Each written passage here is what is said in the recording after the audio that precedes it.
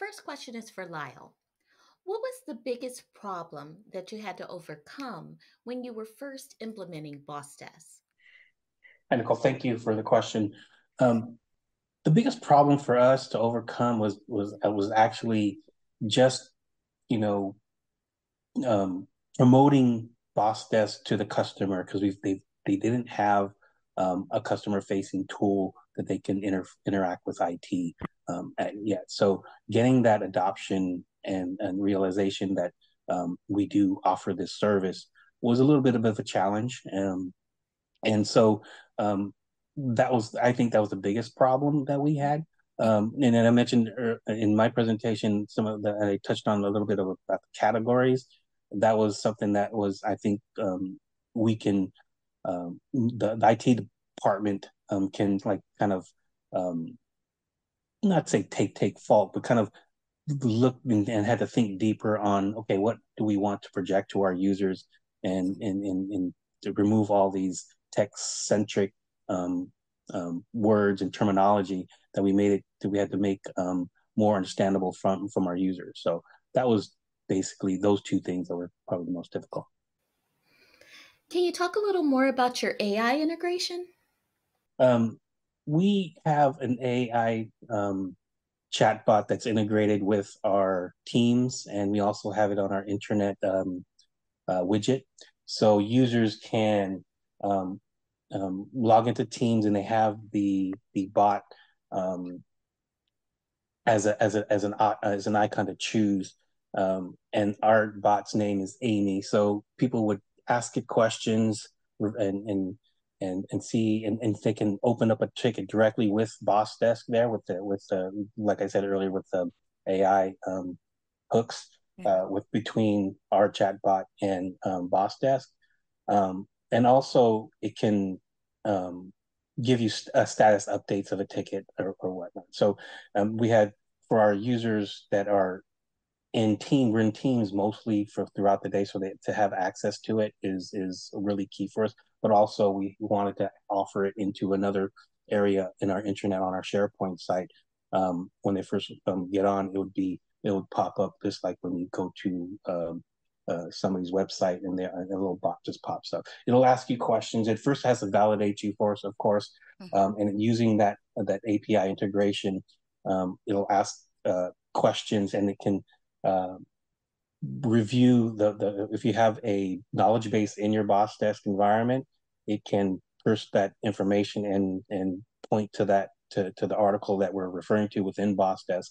And also, if we have our knowledge base configured properly, um, it'll have a step-by-step thing. If you, for example, I need to reset my password, it'll send you a link to our knowledge base and it'll walk you through those steps of doing it within our system. We use our single sign-on vendors, Octus. We use them to reset their own password. So um, that's pretty much it. It's just basically, you know, those two areas where we wanted to project to our users where they're most commonly needed to have access to that kind of fits into our accessibility goal of being able to reach us without being on the clock, so to speak. I also heard that BossDesk has a new AI update.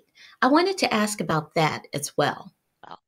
Okay, so that sounds like it's going to be a me question. So I don't want to get too deep into this before our demonstration next week on our Tech Talk, but just as a brief overview, we are integrating specifically with OpenAI, and we're rolling out a closed beta currently of an integration that is currently with ChatGPT, but will eventually be leveraging a little bit more of OpenAI's functionality using their Assistance API, which has a few more tools than the standard ChatGPT available. What this is going to do is, just like Lyell mentioned, it is going to be able to read through your knowledge base articles, and it's going to retain that as an internal knowledge base. And then the initial release of the closed beta will have an option for a workflow function, or rather a workflow action that you can set up for your incoming tickets, so that certain incoming tickets, which obviously you can specify conditions in your workflow, which ones it replies to, it will be able to automatically provide comments on that ticket based on either information from your existing knowledge base or from its, giant training set that OpenAI has provided it, which gives it a lot of basic IT information. So basically, it can answer any sort of basic IT questions, as well as it can answer questions out of your knowledge base and provide links to the relevant knowledge base articles. But beyond just providing links to the knowledge base articles, it actually can digest those articles. So if you've got a huge article on how to configure like 10 different things, and they only ask about one part of it, it'll just give them the part they asked about. Conversely, if they have submitted a broad problem to you, but it's just like a broad IT related issue, like my computer is running slow, it can give them a set of troubleshooting steps that they can take to try and resolve the issue on their own, and then give them the option to reply back to automatically forward the ticket over to a live agent. So that's we will be going through some use case scenarios on that next week. Lyell, our last question is, do you have any plans to achieve any other improvements or expand BOSSDesk further across the company? At this time, I'm curious to see more about the BOSSDesk version of AI.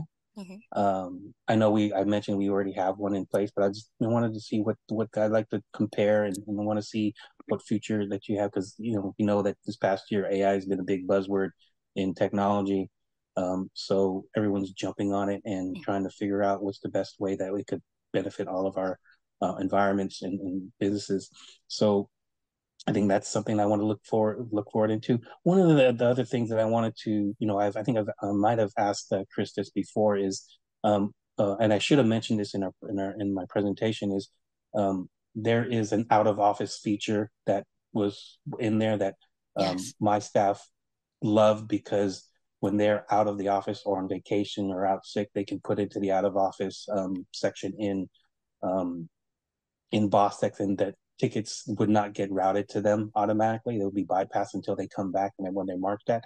But in addition to that, I'm looking to expand on that to have possibly that agent schedule in there. So the time schedule, for example, I have shifting several shifts, the ones from 6 to 2, 7 to 3, 8 to 4, so that maybe the round robin feature can, round robin for the people that are working, that are on site.